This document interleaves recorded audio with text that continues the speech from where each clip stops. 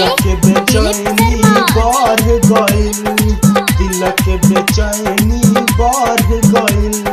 सुनौला चंद्रभान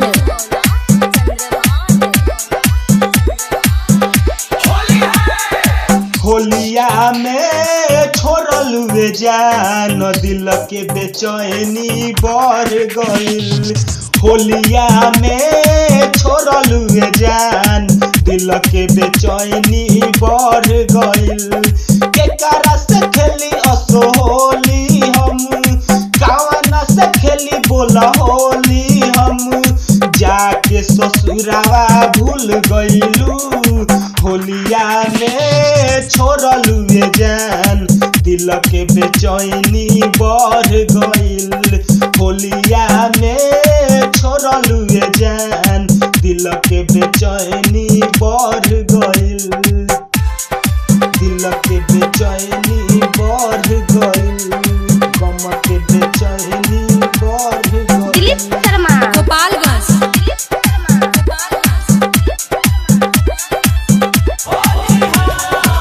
एक मन करेला होलिया में आई तुहरा ससुरा हो, चलेला पाँव रुक जाला हो, कौन नाता बताई बहो, कौन नाता बताई बहो।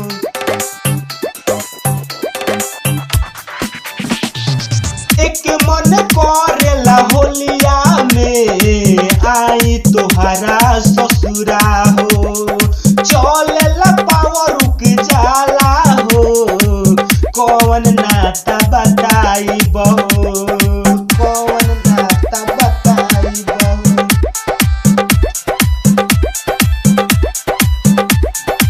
जाते ससुरावा सुनय जान, प्यार वाला गाड़ी लड़ गइल। होलिया में छोड़ल वे जान, दिल के बेचैनी बढ़ गइल।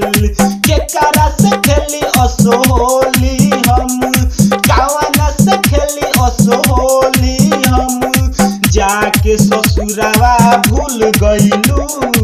होलिया में छोड़ल वे जान, दिल के बेचैनी बढ़ गइल।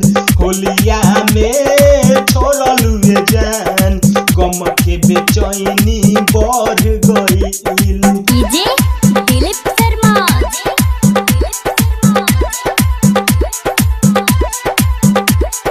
सुनौला चंद्रभान।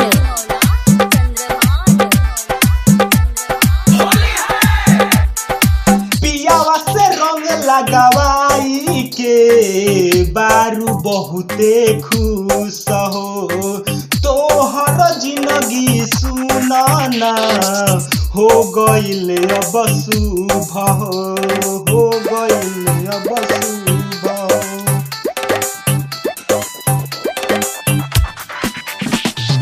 पियावा से रंग लगवाई के बारू बहुते खुश हो, तोहर जिंदगी सुनाना हो गइल अब शुभ हो।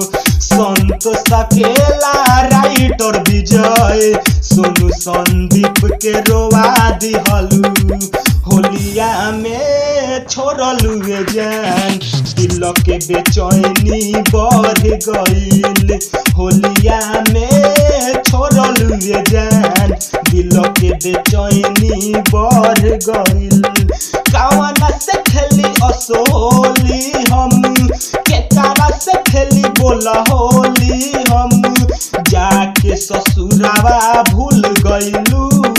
होलिया में छोड़ल वे जान, दिल के बेचैनी बढ़ गइल। होलिया में छोड़ल वे जान, दिल के बेचैनी बढ़ गइल।